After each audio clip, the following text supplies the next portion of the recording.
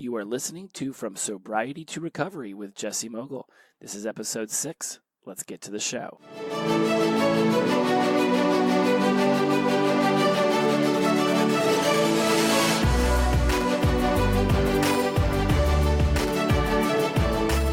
Hello, everyone. Thank you for joining me here at From Sobriety to Recovery. It is the most wonderful time of the year. This is my number one favorite holiday, and if you've been following any of my posts on Instagram this week, you will know I am talking about Super Bowl Sunday. Super Bowl Sunday, everybody. Hope I didn't shatter your eardrums there. Trying to calm it down. Not feeling too successful right now. It is literally my favorite day of the entire year. I am a huge football fan, and the reason I'm talking about Super Bowl Sunday today for this episode is because of how important the Super Bowl was actually into me getting into sobriety and moving into recovery. Now, for those of you who aren't huge football fans or sports fans at all, you're still going to be able to get great value out of this because it's really talking about what is the cue that drives the craving, that gives the response, that provides the reward. Specifically for me, I can look back to January 13th, 2017, when I quit drinking alcohol. That was my first day with no alcohol in my system. And, let's just say my first day without consuming alcohol. I think it took me about 2 weeks of detox to get over the shakes and whatnot, and laying in bed in the hot and cold and not being able to eat and just being absolutely miserable. And having gone through that so many times in my life, I certainly was very familiar with how to get myself out of that situation. For those of us who binge drank or just were, drinking that consistently for that many years, we all have a system, right? I had a system. Why Super Bowl Sunday is important. One, I'm shooting this the morning of, so I don't know who wins. I'm fingers crossed that it's not the Darth Vader of the league, Tom Brady. But at this point, I don't ever plan on betting against that guy again. I don't know how he does it. He is amazing. I'm done rooting against him. I will just root for the other team, and I will not root actively against him. But I want to flash back, guys, to my mindset going into 2017. I had already decided that I was going to quit drinking, and I had Health Net earlier in the year. My sister had checked herself into rehab. Her drinking was out of control. I started helping pay for portions of that rehab process for her, and she really got me believing and truly understanding about myself that I could do this too. I remember she actually called me from the rehab center in Colorado Springs with her therapist to talk to me about what she was going through, and she happened to capture me blasted out of my mind drunk. And I remember I started to cry, and I was just like, I just feel like I was saying things like, I feel like such a failure, and I'm no one to look up to, and I'm so proud of you, and I'm so grateful that you're putting yourself through this, and I wish I could be there. It was just a lot of tears, and I haven't cried since my mom died on Valentine's Day of 2007. I haven't cried without alcohol in my system since then. I've only cried 5 times since 2007, and those were all under the influence of alcohol. Oddly enough, I'm having dreams about wanting to cry, and then I can feel it like welling up inside of me, and here comes the emotion, and the eyes get all red, and it's like, all right, here comes a good cry, and then stop. Something in my brain shuts that down, and so part of my recovery process is breaking through those emotional barriers that I have and seeing why is it that I can't cry. I think crying is extremely important, and it's definitely going to be a topic of a further episode. But going back to that conversation with her, I remember hanging up being like, this is it. I can't continue to be like this. And so I started making steps in preparation for my upcoming sobriety, switching from Health Net to Kaiser, because I know Kaiser has an in-house program, whereas Health Net wanted to have me go from meeting to meeting, but all over the city of LA. And I just needed one place where everything was. I could not have done this without Kaiser. And regardless of what your thoughts and feelings on the Affordable Care Act are, I couldn't have done this without Obama pushing through the ACA, because I can't afford insurance without those rebates or vouchers or whatever they're called. I mean, I'm still paying $100 a month, but I couldn't afford Cobra, which would have been $600. Without Obama pushing through the ACA and making sure that people like me could have health insurance, I couldn't have Kaiser, and therefore I don't know how I would have done this. Right. I mean, it's so structured with Kaiser, whereas AA meetings you can go to them often, right? But those people have their own lives. No one there is being paid to care about my sobriety. When I go to Kaiser, there's people there whose sole job it is to counsel me and put me through therapy and talk with me and make me have piss tests every month. I mean, there's people, there's an entire village there ready to support me, and nothing against any of those meetings that we can all go to, but those people have their own lives. They're not being actively paid to do that. So without Kaiser, I don't believe I could have done this as easily. Would I have figured out a way? No doubt. Luckily, I don't live in a world where I have to think about that. I'm blessed to live in a world where I have insurance and I can go to Kaiser and I can do my whole program and system through them, and they can have just been phenomenal for me. And so when I got into this whole idea, I was like, okay, this is going to happen. I will quit after the Super Bowl in 2017, and that was the Patriots-Falcons Super Bowl.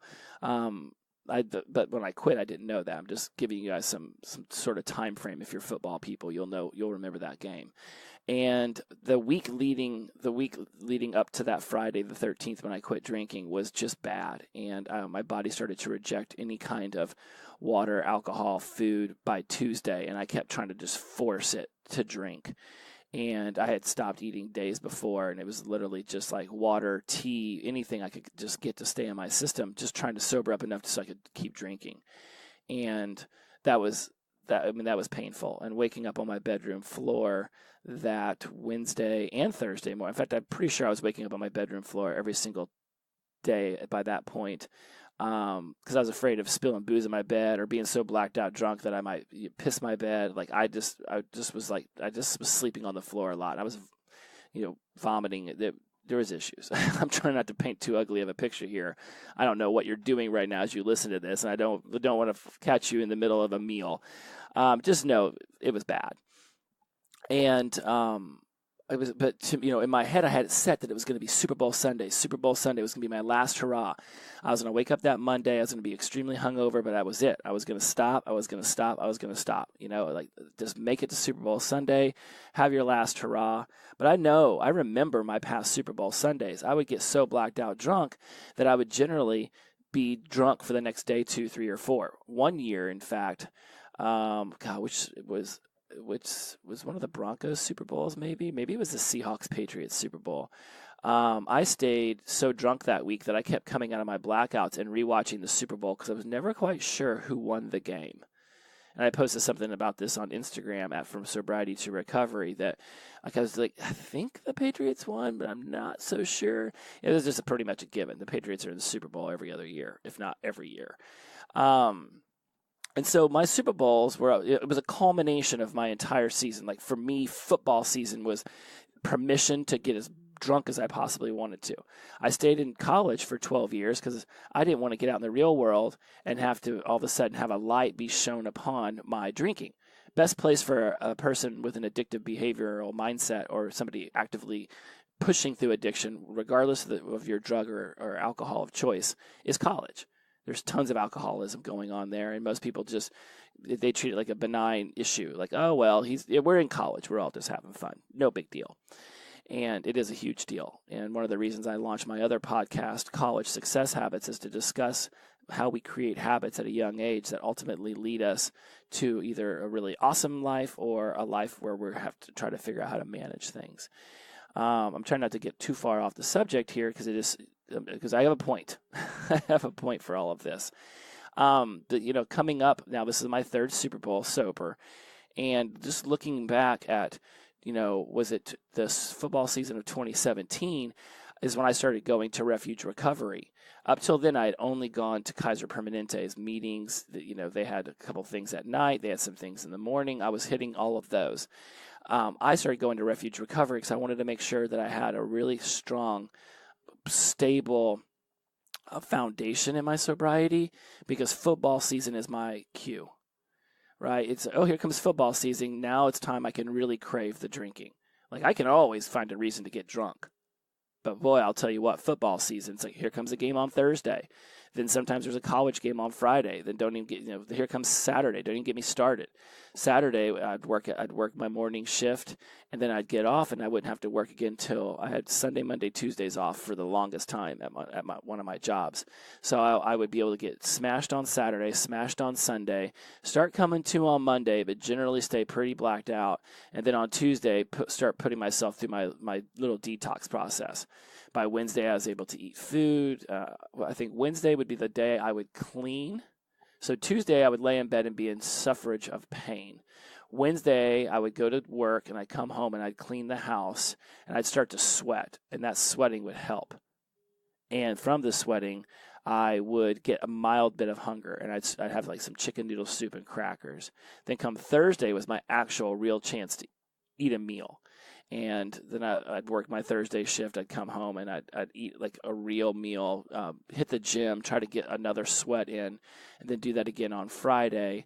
And then here comes Saturday. So really there was like 3 days of trying to recover just so I could get back to Saturday so I could do this and get back to drinking. And I would just do this from, September 1st all the way till Super Bowl Sunday, which is generally the first weekend of February. And looking back at that, just a horrendous way to treat myself and just a really painful way to go through life. And so now when football season starts, there's this great relief that I have that I can enjoy watching football, but I don't have to do it the way I used to. So one of the things I wanted to discuss here today was my cue, craving, response, reward habit structure that I've been talking about with all my friends. I got this from Atomic Habits, which is it's a great book.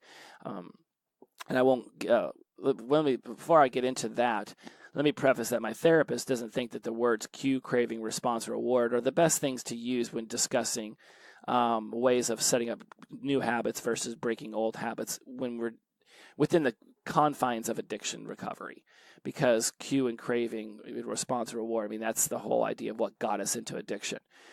But in order to pull yourself out of the addiction and really be able to move yourself into an amazing space where you thrive in sobriety and you can move into recovery, it's good to come face to face with these words and start to see how you can utilize them in actual setting up good habits. This is, if you're day 1 or day 30 or day 90 and you're still battling through some of those initial pauses that you might have about, is this the best version of yourself, and are you ready for this monumentous movement? I get it, and so I'm here to offer you the, not hope, but strength and confidence in telling you that at day 751, like I'm at, I am very comfortable with being in situations where alcohol is being consumed and being around things that used to cue the craving. And it's tough. I will never deny the toughness. And one of the things that I remember being told right off the bat in recovery when I got checked into Kaiser was, play it out to the credits. Now, I want to talk about this so that you guys can understand it the way I do. And when people say, well, do you think you'll ever be able to drink again? Do you think you could have one drink? And I'm like, well, besides the whole AA moniker that one is too many and 1,000 never enough, let's just discuss this let's play it out to the credits. Like I've discussed in previous episodes, the bell's been rung. We were a caterpillar and now we're a butterfly. We're a butterfly that has gone through addiction and is in sobriety and recovery, or is at least seeking that path. You can't go back to being the caterpillar that was never an addict and make different choices so now you can become a butterfly who isn't addicted to alcohol and drugs. That's not the way it works. We were that. We are now a butterfly. We can't go back. You can't unring the bell. Right? There's never going to be a point in time where I'm going to be able to confidently say, yeah, sure, I can just have one. I have seen people use the verbiage, oh, I can manage this. I can manage just having one. I can manage just having two. I don't want to do that. I don't want to spend all that effort trying to manage that monster. I've got better things to do. And one of the things that always keeps coming back to me in my brain is playing it out to the credits, right? For some people, they can have one drink and they can stop. Maybe I could go off and have one drink today and then say, I'm only going to have one drink every Friday. And then I just wait for that Friday, right? But it's only a matter of time before that one drink on Friday turns into one drink on Thursday and maybe one on Wednesday. And it might take months or even years to get to the point where now all of a sudden I'm waking up in my bathtub again. I'm confused as to what happened for the last 4 days and trying to retrace my steps through my credit card charges, right? Like it might take a while to get back to that monster. But playing it out to the credits, I know it will get to that monster. For some of us, we already know one drink. I mean, hell, if I relapse, I'm all in. Let's go. Let's get handles and let's freaking do it up. I already know that personality that's inside of me, so I play it out to the credits. One drink for me isn't the same as one drink for somebody else. For me, it unleashes a beast that I am not willing to partake in anymore. I do not want to participate with that old version of me. So playing it out to the credits is something I want to stress on y'all to use whenever someone tries to get you to slip, whether it's having a cigarette, whether it's having a hit off the marijuana bong, whatever. I say marijuana bong like I'm a narc. I used to smoke a lot of dope, and to me that was all that to me that could be a gateway drug. Like I'm not touching any of those things because I don't even want a hint of that in my life. I don't know what the straw that broke the camel's back could be, so I'm just going to stay away from anything that'll make me intoxicated. So I really want you guys to think out there when someone says, come on, just have one or just do this once, just like play it out to the credits. Actually see what would happen if you had that one drink. And regardless of time frame, you'll get back to where you once were. In fact, it'll probably be worse because you'll have deprived yourself for so long that now it's like, I must have it all. And so I really want y'all to think about that. Play it out to the credits. And that whole thing comes like from the idea being that, and this is how it was told to me at Kaiser, is that we can have this fantasy idea of what one drink would be at the bar and you're playing darts or you're having fun, right? It's all good. Right, but the part of the daydream that we don't see is the morning after, when you have to wake up and you're hungover and you feel like crap and you've done whatever you've done to embarrass yourself and you're just generally disappointed with why you did what you did, right? Like play it out to the credits. You don't just get to live in fantasy land where you get to have a couple drinks, do a shot, everyone's laughing, having a good time, everyone goes their separate ways, and you wake up and everything's all hunky-dory. Because that's where the fantasy doesn't normally get to play out in our heads. We say, oh, yeah, I'll have some fun with my friends tonight, and then that's all we want to see. But in reality, we got to wake up the next morning with that monster back inside of us. And again, if you're friends with those kind of people who can have one or two and wake up the next day and hit the ground running and nothing seemed to bother them, great for them. But something tells me that as people who are addicted to alcohol and drugs, we probably surrounded ourselves with similar kinds of people. So don't be fooled into thinking that they've all got it together either. All right, Super Bowl Sunday, I mean, this is the day for the beer commercials and the liquor commercials, and these liquor companies paint these amazing ads where everyone's dressed to the nines and they're walking in, with a bottle of Kettle One or whatever it is, and the party's extravagant and everybody's beautiful, and, at the end of it, hashtag drink responsibly. My ass! First of all, these liquor companies don't care if you drink responsibly, right? They already know going into it. Most people don't. I mean, yeah, they don't want, people getting into car accidents with empty bottles of Kettle One on the floorboard, so that gets blamed. But drink responsibly is just something that they do to seem like they're doing their public service announcement part. Like, see, we care. We don't want people drinking and driving. And no doubt they don't want people to do that stuff.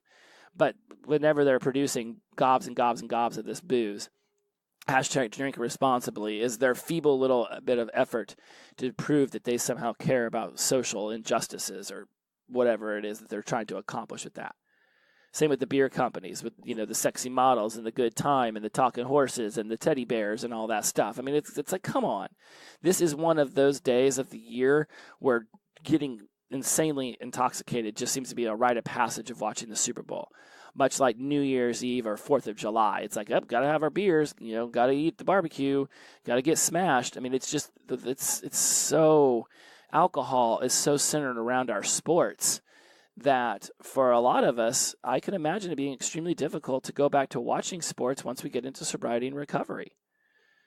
Right? And so think about what is your cue, craving, response, reward. right? For me, my cue used to be football season starts. Now I crave the alcohol. My response is to drink copious amounts because now I can justify watching football from 10 a.m. to 10 p.m. My reward is being able to get drunk and watch football and just sort of live off in my own little la-la land and not worry about life. I remember many people telling me back in college, like, oh, I don't like to get too drunk because I don't like to lose control. For me and my type A brain, I was always in control. I was tired of being in control. I wanted to just not be in control. And alcohol and drugs were the best way to get there. Like, yeah, let's throw it down. Let's not have to worry about being in control for this day.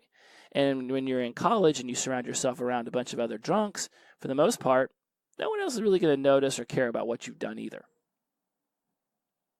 So here we are now as adults, or for those of you who are still in college, look around and see how these other people are getting intoxicated whenever they watch games. And so for now, one of the things Atomic Habits talks about is to create a good habit, you need to make the cue obvious, the craving attractive, the response easy, and the reward satisfying.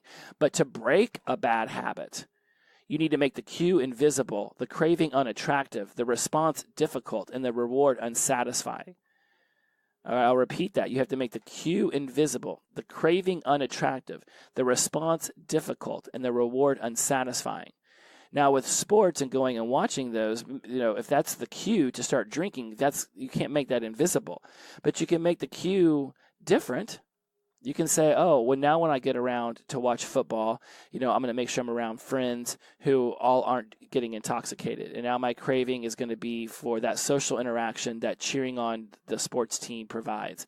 My response is going to be to, drink soda water and keep a full belly of food because I don't know about y'all, but for me, when I had a full belly of food, I didn't really want to drink all that much, if at all.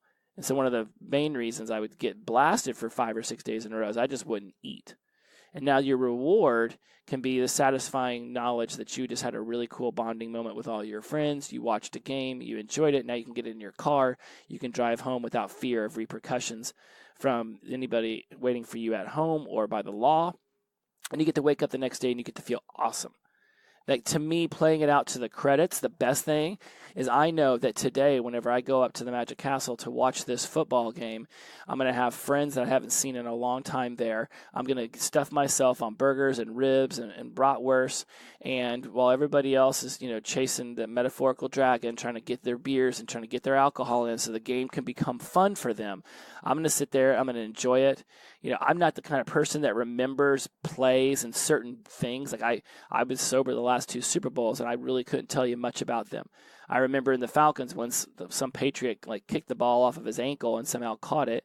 I can tell you last year that I remember the Carson Wentz touchdown catch from the running back.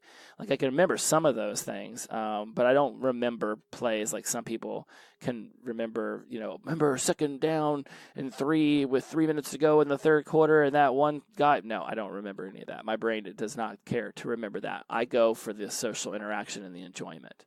And so make that what you're doing now. And play it out to the credits that tomorrow morning while everyone else is feeling all hungover and especially if you're on the East Coast where the game doesn't start till 6:30. At least living on the West Coast, the game starts at 3:30 here. If somebody went out and had 5 or 6 beers, the game's over at 6 or 7. They, in theory, could eat a little food and hope to get to bed early enough that they would feel okay. But I know that wouldn't be me. Generally, by this point, over my last few years of drinking, like I said, I would take Saturday off from my job, and I'd start getting smashed on Saturday. I remember the year that the Broncos played the Seahawks, I showed up to the Magic Castle Super Bowl party already smashed. I blacked out there by third quarter, right? I mean, it didn't help that the Peyton Manning-led Broncos were getting their butts kicked, but one of the last play I remember was Percy Harvin returning the opening kickoff of the second half, and that's it.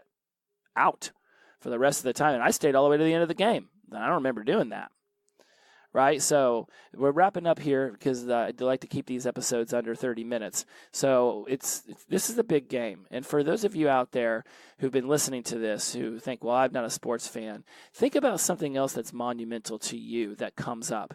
Maybe it's going to a nice dinner party. It's going over to friends' houses for game night. Maybe it's going and watching your kids play Little League, and then all the parents meeting up for drinks afterwards. Or maybe you're in a softball league, and afterwards everyone goes to the bar. Like, there's something in your life where generally alcohol is somehow associated. And now that you're getting into sobriety and recovery, you don't want to continue having that need for alcohol be the over-pressing issue whenever you arrive there. Right? Like, sure, sports is that for me, but maybe you're not a football fan, but if you like sports, you pick your sport. It could be the NBA Finals, the NHL Finals, the Major League Baseball season starting, spring training. Now you're sitting in the stadium and you're drinking a 12-pack before noon, but hey, it's totally cool because everybody's doing it, right? But that's not right, and it's not okay. It's time to flip the switch and become a bit different, better person. Whatever it is you need to start to do in your life that allows you to see that it's infinitely better when you don't have to wake up with a hangover. Even if they offered me a pill that said you will never have a hangover again, I still don't want to drink.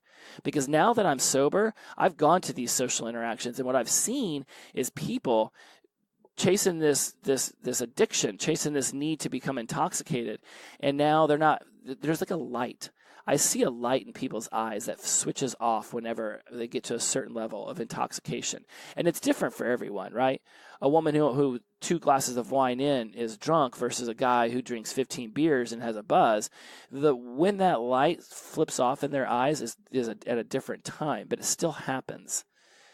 I remember back in college, girlfriends telling me that they didn't like it when I got intoxicated because they were like, "You're not here with me." And I remember thinking, I'm here. We're talking, we're laughing, we're having a good time. Now I get what they're saying, because now when I get around people and I can see that switch flipped, they're just a little bit less present. They're just a little bit less their actual selves.